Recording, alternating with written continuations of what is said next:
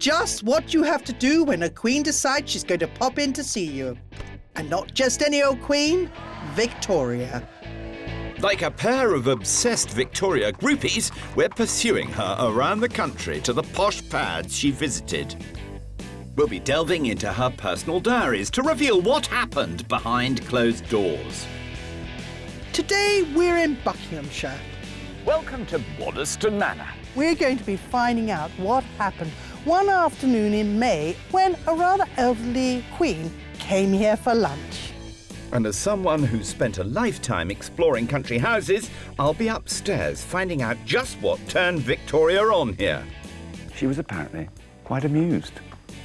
And as a chef who's passionate about great food, I'll be whipping up a Victorian souffle that, thanks to an original menu, we know the Queen enjoyed during her stay.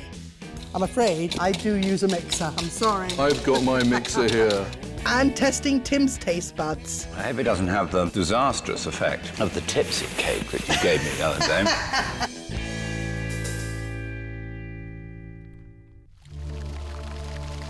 At the time of this visit in 1890, an ageing Queen Victoria was approaching her 71st birthday. She'd been on the throne for over half a century and was still in mourning for her beloved Albert more than 30 years after his death.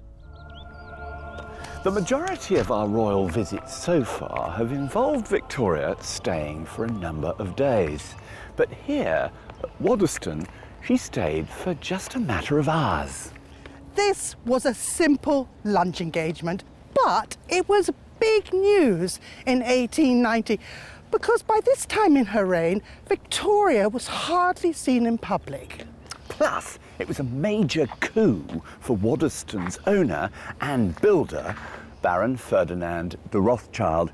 He was one of those arch supremo late 19th century networkers, and he would have relished the opportunity of showing the place off to his sovereign.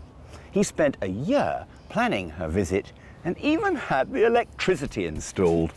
Don't think that's remarkable? Yes, I certainly do. I mean, I think it's remarkable. By this stage of her life, Victoria lived a life of seclusion, spending most of her time at Osborne House, Balmoral and Windsor.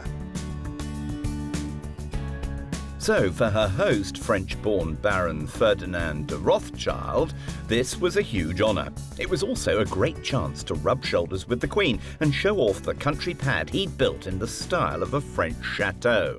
The bulk of this building was only 10 years old at the time of the Queen's visit.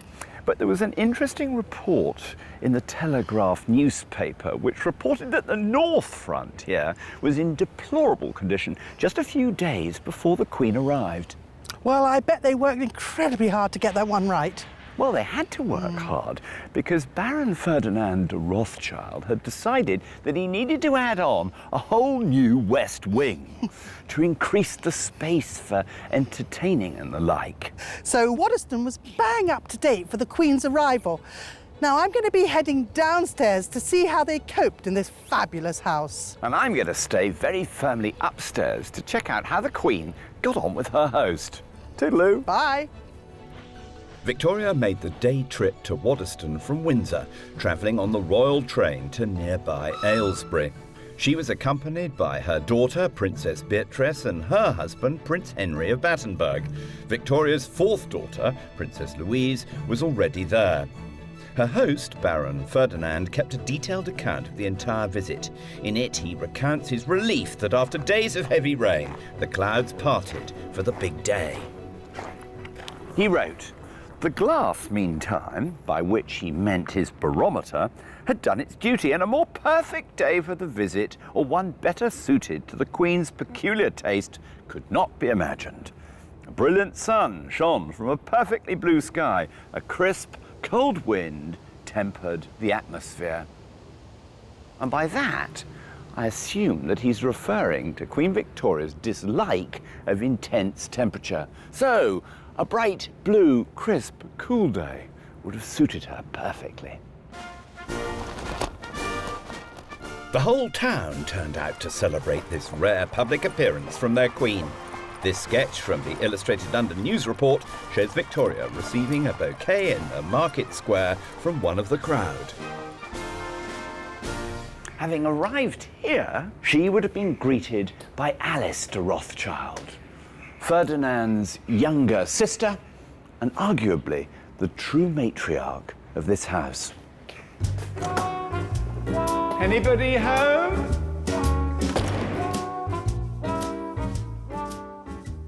Where better place to start our exploration of the treasures at Waddesdon than in this room, the Baron's private study and drawing room. Now, of all the rooms at Waddesdon that most closely resembled things as they were when Victoria visited, then this is the space that does it best. How do we know? Because the de Rothschilds kept photographs of their collections and the layouts of the rooms. There is Baron Ferdinand seated in this chair. At his feet is his favourite poodle called Poupon. The fold screen behind the settee is exactly the same as it is in the photograph, and peeping up above the screen, 3 of the collection of pictures in this room. While Victoria was hobnobbing with her hosts at the north entrance, the staff she had brought with her entered at the east end of the manor, leading to the servants' quarters. And this used to be the kitchen corridor. There were about 50 staff on duty for the royal visit, so it would have been a hive of activity down here. You know, you could just imagine the hassle and bustle of the servants coming backwards and forwards, because it was their main access to the smart part of the house, which, for once, is exactly where I'm going. Food historian Ivan Day is in one of the dining rooms laying a place setting, just as Victoria would have found it for her lunch. And it shows how posh dining etiquette had changed dramatically during her lifetime. When she was younger, she would have dined in a totally different way, where all of the dishes of the first course were all on the table, an enormous array of different foods. Did they help themselves, or were they actually served by the butler? In the old à la Française, this is ancient style of dining. It was help themselves. It was very, very sociable. You helped your neighbour. But by the end of the century, a much more trimmed-down style of dining had evolved. So each dish was brought to the table in succession. So there was room on the table for wonderful centerpieces and floral ornaments. And this style became known as the Russian style of dining, à la Russe. But my favourite thing here is the napkin. If I open it up for you, you can see the laundry identity mark. How lovely. Ferdinand de Rothschild. So that is actually one of the Baron's original table napkins from the 1890s. Also on the table is a very precious piece of archive. So this is the actual menu for the luncheon that Victoria enjoyed here when she visited. How wonderful is that? So you got your potage, which is your first course, your soups and everything, and poisson and entrees. One of the more robust dishes Yes. is a fillet of beef à la chartreuse, when we know that Ferdinand commented on the fact that she had 2 helpings at this. Ah. In fact, he said that she really spent a lot of time eating and was worried that she might be overeating, actually. The last and final course is a selection of vegetables and some sweet dishes. Right. And we're going to make the very last one that was served, petit soufflé à la royale. They're little frozen iced soufflés. Oh, how exciting. Well, I can't wait. This menu just goes to show how much effort her hosts went to for the Queen's lunch, which is why it's so remarkable that Victoria chose to eat in this room with her 2 daughters and Prince Henry, while the Rothschilds and 30 guests ate next door. And so, separated by a small lobby area where the Royal Artillery Band were playing, Victoria sat and enjoyed her lunch in this, the main dining room at Waddesdon. House rules today require me to take my shoes off before I toddle off on this divine Aubusson 18th century carpet. The local rag at the time, the Bucks, records that the Queen's luncheon was served at 2:20 by Mr. Barker, the house steward. Security came in the form of 2 Highlanders, 1 footman and 1 of Victoria's Indian attendants, because at this point in her reign, of course, she was also Empress of India. In the aftermath of the Queen's visit, polite society gossiped about the fact that the Queen dined alone with no member of the de Rothschild family. But with characteristic bravura, Ferdinand de Rothschild retorts and records that she lunched alone with members of her family instead of lunching with us has been commented on in society, but without reason. The proposal that she should do so emanated from me, as I was well aware not only of her disinclination to take her midday meal in the company of strangers, but of the inevitable rule, which she never breaks, of so doing. We can see from that the Queen, just shy of her 71st birthday, was a lady well set in her ways. Baron Ferdinand may have been filthy rich, but he believed in sharing that wealth with his neighbours. Every year he threw a garden party for staff, villagers, their families and even school children. They were known as the Baron's Treats. His generosity didn't stop there. He gave the local village their first ever supply of purified water, which he piped from his own household. And in 1897, 7 years after the Queen's visit, he built the Waddesdon Village Hall. Waddesdon's original kitchens are gone, so it's here that I'm catching up with Ivan, who set up our own confectioner's kitchen. We're making ice soufflés, the actual dessert Victoria was served here at lunch. We're going to make, first of all, an Italian meringue. Yep. Which we make by boiling up some sugar in a sugar boiler. But if you could start beating the eggs. Unlike conventional meringue, which is baked in the oven, this method involves cooking our egg whites by adding boiling sugar. I'm going to make the syrup by putting some sugar into this boiling water, and I'm going to just get it to start to dissolve. But we mustn't stir that, as you know, because sugar crystals will start to form and it will ruin our meringue. So instead of stirring it, if you tap it, you can encourage the sugar in there to dissolve without affecting the quality of the syrup later on. I've never seen that before. The secret to a good Italian meringue is the consistency, which means heating the sugar to the perfect temperature. Too hot and it won't set properly, too cold and it won't set at all. Professional confectioners and cooks in the 19th century just used to dip their fingers into some cold water, and it horrifies everyone. This is so hot. They would plunge their fingers in, pull a piece of sugar out. I'm happy to do that, yes. But it can be very dangerous unless you know what you're doing. A safer way of doing it is just to get a little bit of the molten sugar onto a spoon. It's warm, but it's not hot enough to burn me. And then if I just pull my fingers apart, I get the formation of a thread. Can you see? Yes, absolutely. Now, we call that the long thread, which means that the temperature of that is absolutely perfect. Yeah. Now, we've really got to pour it in now. Okay. I always find this has got to be a two-person job to get a good one done.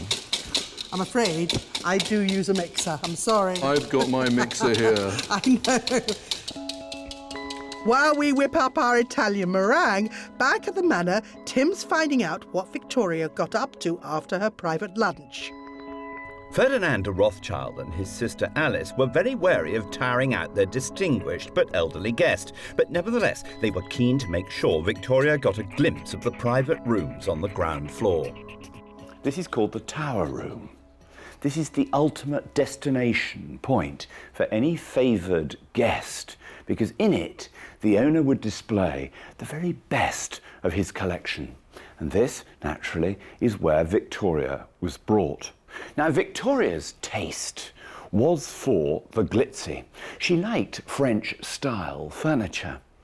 She liked things covered in ormolu, this rich gold metal. And she particularly was fond of furniture encrusted with porcelain.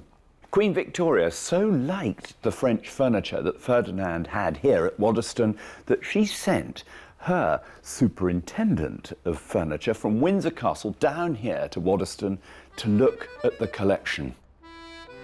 It wasn't just the French furniture that Victoria took a fancy to. There was one mod con that really grabbed her attention. And that revolved around a light switch. Not these light switches, because these are later ones. But she was so unused to electricity for lighting, she stood playing with the light switch, turning it on and off. and on and off, marvelling at all this new technology. She was apparently quite amused. While Ferdinand was entertaining the Queen with his modern lighting, downstairs at the kitchen they worked away by hand without the aid of any electrical appliances. So far, I've whipped up sugar and egg whites, and our meringue mixture is ready for the next step. Look how beautifully it's set. It's gorgeous, isn't it? Do you know, it reminds me of satin. And do you know what meringues were called at the time of James I? No. No. Satin biscuit. Oh, really? Yeah. Oh, how interesting. Yeah. We start with a few spoonfuls of our meringue, to which we fold in finely sieved raspberries and some cream. I do an exact recipe today like this. The only difference is I use a gelatine leaf to hold it. That was done in the 19th century, but it was considered to be a little bit too artificial, especially for Queen Victoria.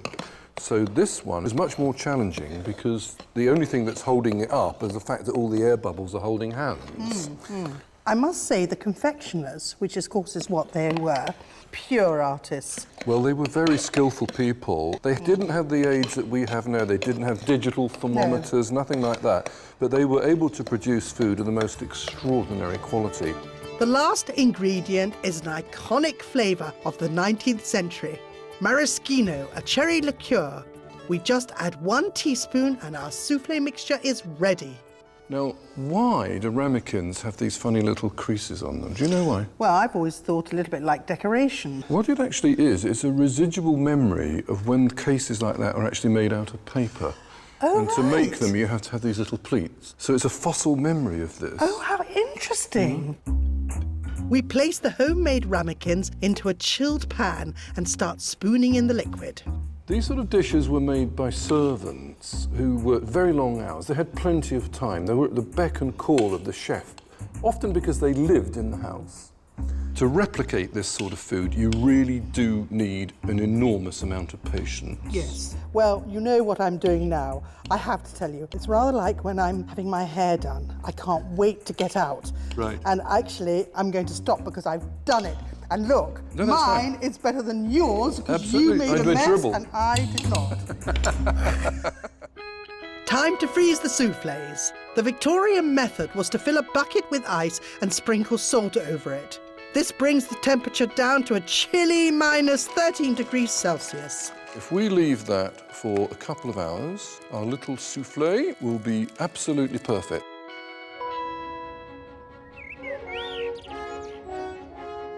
In the heart of the house, after the Queen had finished drooling over the French furnishings, she headed up these stairs for a well-deserved rest in the state apartments.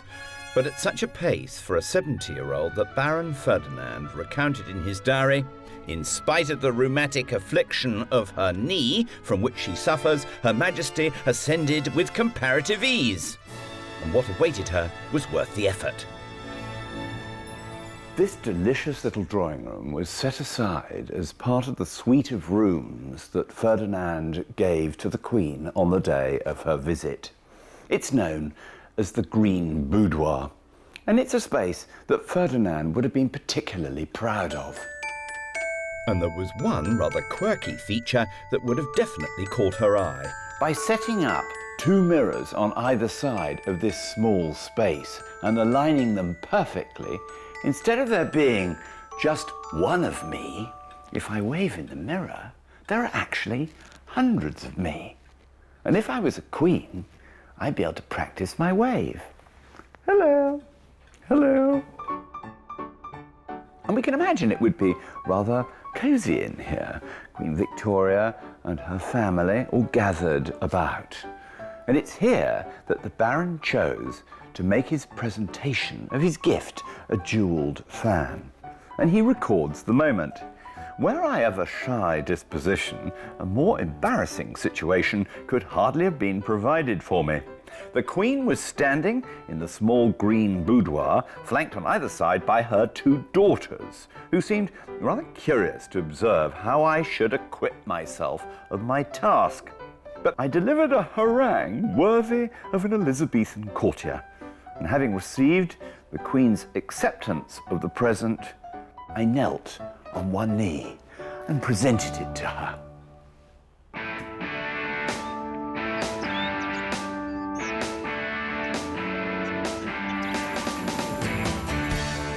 Next up on this whirlwind tour, the Queen explored the wonderful Waddesdon grounds. And who knows, maybe Victoria used her new fan to cool her in the afternoon heat. On the day before the lunch visit, one of Queen Victoria's New Forest ponies was sent especially to Waddesdon, along with her pony carriage. Now, as Baron Ferdinand noted, this was rather a comical contraption, a sort of cross between a real carriage and a horse-drawn bath chair.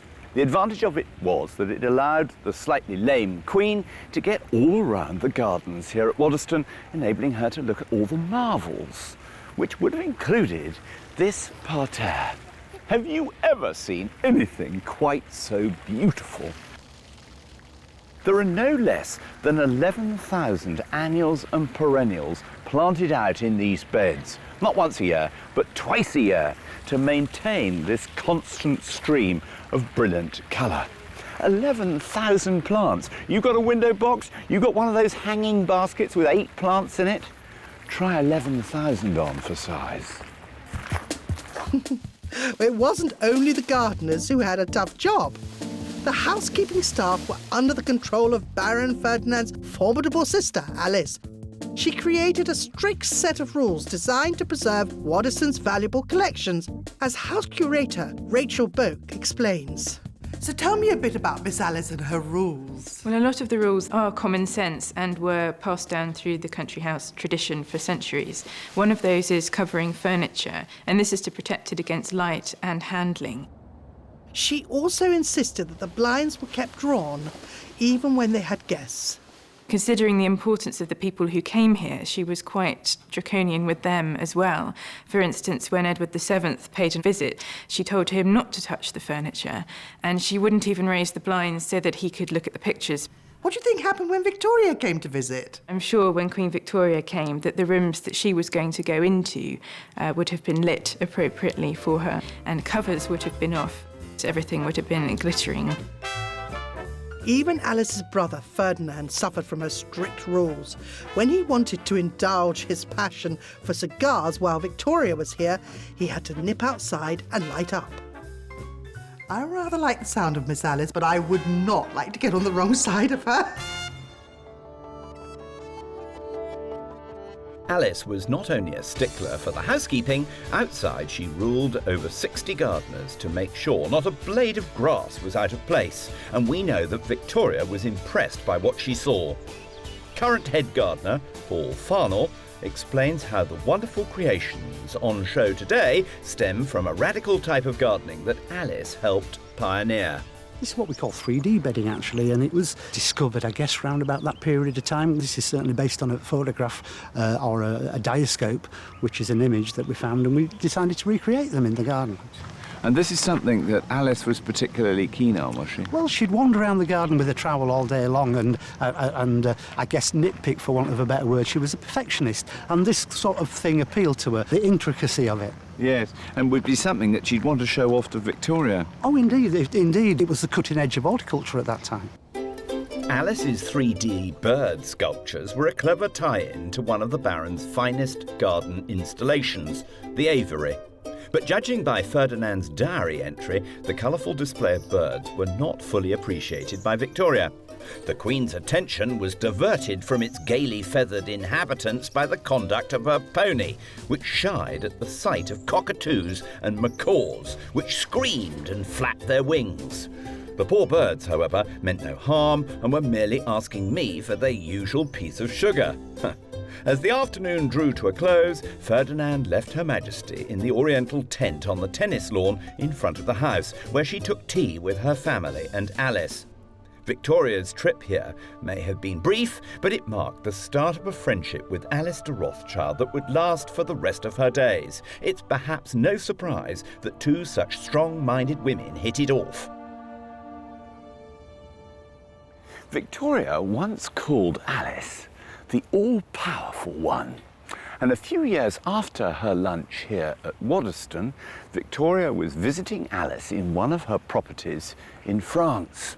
They were out walking together, and Victoria inadvertently walked on a newly planted bed. Alice, quick as you like, turned on her and said, "Get off there!" Can you imagine that? Alice telling off Queen Victoria. Time now to eat. Our soufflés are set and ready to serve, but not before a little final flourish of chopped pistachio nuts. I wonder what Baron Wonnacott will make of these little royal treats. This is an actual dish that Queen Victoria had at her lunch when she came here. So, if you would like to taste it. Well, I've spied over here a very small bottle of something which says it's Tokai. Now, this is sweet wine, isn't it? It's a dessert wine, and it comes from Hungary. They would have drunk this during the whole of the sweet course. They would have bought some sort of dessert wine out. So either a Sauterne or some Tokai or something like that. So, would you like to taste it? Yes, please. Here we go. It's incredibly fluffy, isn't it? And just full of zingy flavour. Not too hard, like so many of these iced things are over-iced, if you know what I mean. And that's the Italian meringue that gives you that. Is it? Very special. Well, I'm going to have a little snort of this, too. Well, me too. I hope it doesn't have the disastrous effect of the tipsy cake that you gave me the other day. I haven't quite recovered from that. I think Victoria would have loved that. Well, she's known to have hoovered up her lunch. Well, she certainly would have hoovered this up. Yeah. Now, we have been blessed by the very fact that Ferdinand maintains such meticulous records. And I have found for you, Rosemary, a card there, look, that shows us Alice. And What an amazing photograph of her. isn't it lovely? She looks like a woman who knows her own mind. Yes. But this is far more precious because this is an original, and it's, of course, an image of Ferdinand. Actually, you know, he did quite a lot for the local people and everything like that. I mean, he was quite a man, wasn't he? Oh, yes, he certainly was. And, of course, he did love his royal connections. And there's a passage in his diary that kind of sums it up. Around the Queen of England, there hangs an undefinable prestige, the result of a long and gracious reign. A supreme queenly dignity. Every word she utters bears witness to the fact that she's a lady in the true sense of the word, and her every attitude is that of the First Lady of the land. He did like her. He did. He was very fond of her, yes. And with that, Queen Victoria's visit to Waddesdon Manor was concluded.